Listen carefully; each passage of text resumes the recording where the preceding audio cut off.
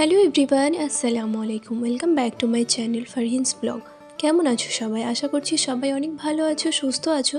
তোমাদের দোয়াতে আল্লাহর রহমতে আলহামদুলিল্লাহ আমরাও কিন্তু অনেক ভালো আছি। আমার শরীরটা একটু খারাপ, আমার গলার ভয়েস শুনে হয়তো তোমরা বুঝতেই পারছো প্রচুর পরিমাণে আমাকে ঠান্ডা সর্দি লেগেছে, যার কারণে ভিডিওগুলো আপলোড করতে অনেকটাই দেরি হয়ে গেছে। তোমরা তো জানো আমি বাড়ি এসে গেছি, আর বাড়ি এসেছি যেদিন সে তার পরের দিনকার হচ্ছে এটা ব্লগ। সকালে ঘুম থেকে উঠে দেখো এখন বাসি কাজ পড়ে আছে, কিচেনে যাব, বাসি কাজ সারবো। তার আগে তোমাদেরকে রুমগুলো দেখালাম, রুমের দেখো কী অবস্থা। তো অনেক কাজ আজকে গাইজ। তো পুরো রুমগুলো ক্লিন করব। তারপরে এগুলো হচ্ছে কালকের বাসি বাসন, গতকাল রাতে ধুতে পারিনি, প্রচুর ঠান্ডা, যার কারণে সকালে উঠে এগুলো ধুবো এখন।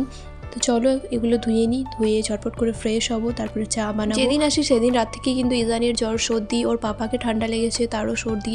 ওরা দুজন একটু সুস্থ হয়েছে, এখন হচ্ছে আমাকে ধরেছে।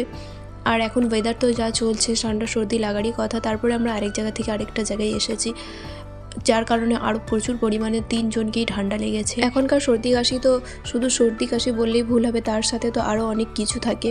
পুরো গোটা গায়ে হাতে ব্যথা, মাথা ভারী হয়ে থাকা, মাথা ব্যথা, নাক বন্ধ হয়ে যাওয়া। আমার তো কন্টিনিউ রাতে ঘুমোতে পারছি না, আমি নাক বন্ধ, মুখ থেকে নিঃশ্বাস নিচ্ছি, যার কারণে আমার ভয়েসও বুঝতে পারছি। আর বেশ কিছুদিন হয়ে গেছে আমি এসে গেছি, ভিডিওটা আপলোড করব করে করাই হচ্ছে না। যখনকার ভিডিও যদি তখন আপলোড না করি, দেখবে তারপরে আর ইচ্ছা হয় না, যার কারণে ভাবলাম যে আজকে যাই হোক করে এটা আপলোড করি।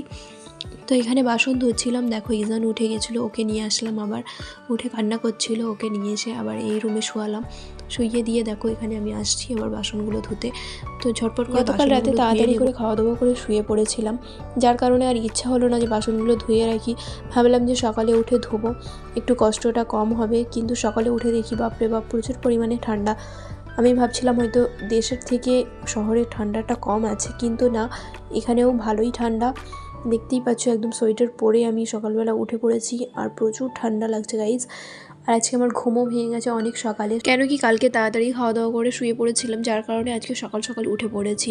আমার সাথে সাথে দেখলে ইজানও উঠে পড়েছে। আমাদের দুজনের একটা অভ্যাস হয়ে গেছিলো, মায়েদের ওখানে ছিলাম এতদিন, ওখানে কি বলো তো সকাল সকাল মানে যেমন ঘুম ভেঙে যেত, তেমনি তাড়াতাড়ি করে খাওয়া দাওয়া করে শুয়েও পড়তো। তো সেই অভ্যাসটা এখানে এসেও কিছুদিন এমনই হচ্ছে, জলদি ঘুম পেয়ে যাচ্ছে, বেশি রাত জাগতে পারছি না, আবার সকালে একদম ঘুম ভেঙে যাচ্ছে। আজকেও তাই অনেক সকালে উঠে পড়েছি, এখনও অবধি বাইরে উঠে দেখি একদম কেউ ওঠেনি, সব সান্নাটা। তো ভাবলাম যে আর ঘুমাবো না, উঠে যখন পড়েছি কাজে লেগে পড়া যাক, কেন কি অনেক কাজ আছে। আর ঘর দুয়ার পরিষ্কার করতে হবে, এতদিন ছিলাম না বাড়িতে, স্বাভাবিক বুঝতেই পারছো বাড়ির অবস্থা কী যে হয়ে আছে, সেটা তোমাদেরকে পরিষ্কার না করে হয়তো দেখানো যাবে না। তো ভাবলাম যে আগে উঠে পড়েছি, তো কিচেনের কাজটা আগে কমপ্লিট করি। কিচেনের খুবই বাজে অবস্থা, সব কিছু পরিষ্কার পরিচ্ছন্ন করব আজকে, যার কারণে আমি ভাবলাম যে না, সকাল থেকে একদম উঠে লেগে পড়ি, পুরো সারাদিন আমার এইসব করতেই আজকে চলে যাবে। শুধু ধুলো ঝুল এইসবেরই ময়লা, আর কিছু না। কেন কি এখানে এতদিন আমি ছিলাম না, রান্নাবান্না পুরো টোটালি বন্ধ ছিল এই কিচেনে। আমাদের যে পুরনো কিচেন আছে সেখানেই রান্নাবান্না মায়েরা করতো, সেখানেই রান্নাবান্না হচ্ছিল। আর এখানে হাজব্যান্ড ছিল, যার কারণে ও ঘর দোর একদমই অগোছালো করে রেখেছে। আর ছেলেরা স্বাভাবিকই, ওরা আর কী পারবে পরিষ্কার পরিচ্ছন্ন রাখতে, তো পুরোই অগোছালো করে রেখেছে। আর প্রচুর কাপড় জামাও আছে, সেগুলোও কাজ। চলো পুরো ব্লগটা তোমরা দেখলেই বুঝতে পারবে। তোমরা হয়তো ভাবছো যে আবারও পুরোনো রুটিনে ফিরে এসেছি, সেই একঘেয়েমি, আবার রান্না বান্না, কিচেনের কাজ, বাড়ির কাজ, এইসবই, তোমরা হয়তো বোর হয়ে যাবে। কিন্তু না, তোমাদেরকে বলেছিলাম আগের ব্লগে যে একটা সুখবর আছে। তো সুখবরটা হচ্ছে আমরা খুব তাড়াতাড়ি সবাই মিলে, পুরো ফ্যামিলি মিলে আমরা যাচ্ছি ঘুরতে। আশা করছি তোমাদের সাথে ভালো ভালো ব্লগ শেয়ার করব, তো তোমাদেরও ভালো লাগবে। আর যারা নতুন আছে অবশ্যই বলবো আমার চ্যানেলটিকে সাবস্ক্রাইব করবে, আমার পাশে থাকবে, আমাকে সাপোর্ট করবে। তো বেশ এই কিছু ভিডিওতে তোমরা অনেক অনেক ভালোবাসা দিয়েছো, আর সবাই কমেন্ট করছো যে খুব ভালো লাগছে ভিডিও। আমারও অনেক ভালো লাগছে তোমাদের এই ভালো ভালো কমেন্ট। এইভাবেই তোমরা সাপোর্ট করবে, ভালোবাসা দিবে, ভালো ভালো কমেন্ট করবে, যাতে আমি আরও অনেক দূর এগোতে পারি। দেখো চা করে আব্বুদেরকে ফ্ল্যাস্কে ঢেলে দিলাম, ওইটা আব্বুদের চা ছিল। আর এখানে দেখো আমি চিনি দিয়ে আমার চাটা ফুটিয়ে নিচ্ছি। তাদেরও খাবার আমার হয়ে গেছে, ওর সুজি বানালাম, সুজি আর তার সাথে ডিম। সকালে ওকে এই দুটোই দিই। আমি এখন চাটা খেয়ে তারপরে হচ্ছে বিছানাপত্র পরিষ্কার করব। সাইকেল চালাচ্ছে কত সুন্দর,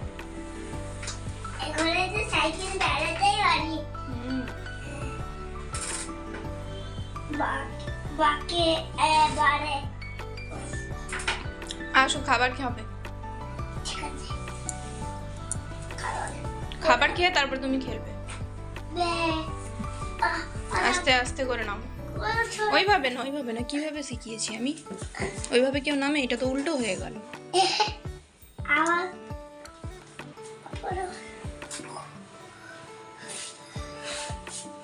আস্তে আস্তে আস্তে আস্তে বসো।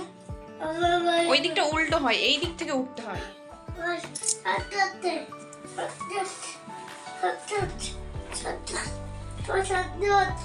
আগে খেয়ে নাও এটা, তারপরে খেলবে। চলে আসো। চা খেয়ে ইজানকে খাইয়ে দেখো আমি এখন রুমগুলো পরিষ্কার করতে কাজে লেগে পড়েছি। আগে রুমের ধুলোগুলো পরিষ্কার করবো, প্রচুর পরিমাণে ধুলো ঝুল জমেছে, তো সেগুলো আগে পরিষ্কার করে নিই। তারপরে হচ্ছে বিছানার বেডশিটটা চেঞ্জ করব।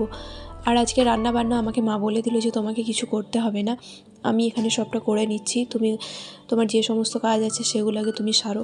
কেন কি ঘরের যে অবস্থা, এগুলো পরিষ্কার পরিচ্ছন্ন করতেই তোমার 2-3 দিন টাইম লাগবে, কাচাকুচি অনেক আছে। যার কারণে বললো রান্নাবান্না এখন তোমাকে করতে হবে না, রান্নাটা আমরা করে নেব, তুমি এই সব কাজগুলো করে নাও। তো আমি দেখো সেই মতোই তাড়াতাড়ি করে চা খেয়ে লেগে পড়েছি কাজে। কেন কি আজকে আরেকটা জায়গায় যাবার আছে, কোথায় যাব সেটা তোমরা ব্লগটা দেখো তাহলেই বুঝতে পারবে। তো গাইস, রুমগুলো পরিষ্কার করতে কিন্তু আমার অনেকটাই সময় লেগেছিলো। যতটা স্পিডে আমি ভিডিওটা তোমাদের সাথে শেয়ার করছি ততটা স্পিডে কিন্তু কাজটা হয়নি, অনেকটা সময় লেগেছিলো।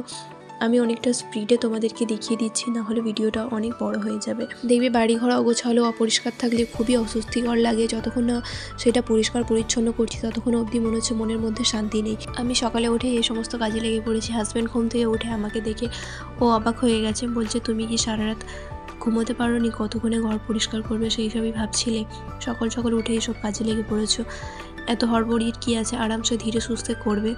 তা আমি ওকে বলছি যে না, যতক্ষণ অবধি না করতে পারছি না আমার মনের মধ্যে শান্তি হচ্ছে না, মনে হচ্ছে কতক্ষণে রুমগুলো পরিষ্কার করি।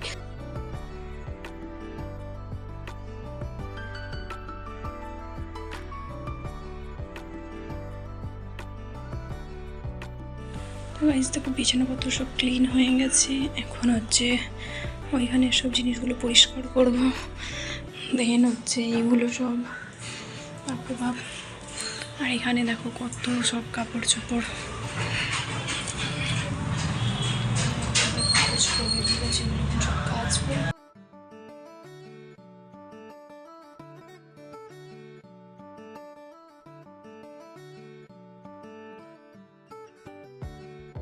আর এই রুমটাও কাল রাতে এসে আমি পরিষ্কার করে নিয়েছিলাম, কেন কি এই রুমে আমরা ঘুমাই, যার কারণে এই রুমটা আগেই কালকেই ক্লিন করে নিয়েছিলাম আমি। একটা সংসার মানে যে শুধু একটা মাত্র রুম বা একটা বেড এমনটা না, রুমের মধ্যে হাজারো তিল জিনিস থাকে যেগুলোকে পরিষ্কার পরিচ্ছন্ন করতে হয়। আমরা কিছুদিন পরিষ্কার না করলেই জিনিসপত্রের অবস্থা কেমন হয়ে যায় বলো তো। আর সেই জায়গাতে 2 মাস আমি ছিলাম না বাড়িতে, কী যে অবস্থা হয়েছিল আমার বাড়িটা সেটা আমিই জানি। এই রুমটার বিছানাপত্রগুলো গুছিয়ে দিয়ে যাব হচ্ছে কাপড়গুলো কাচতে।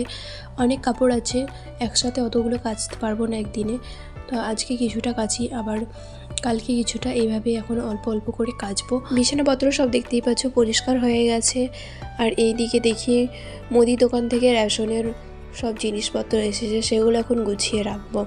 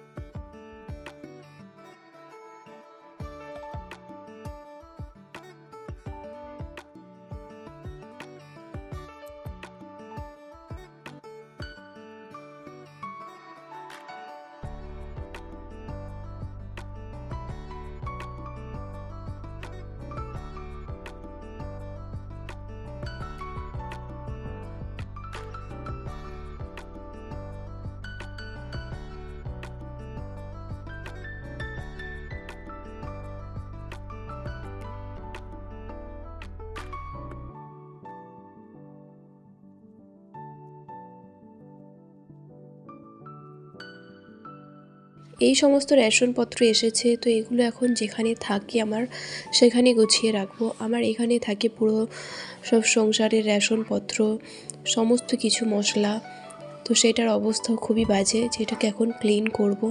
পুরো এগুলোকে পরিষ্কার করতে হবে, দেখতেই পাচ্ছ কি অবস্থা হয়ে আছে।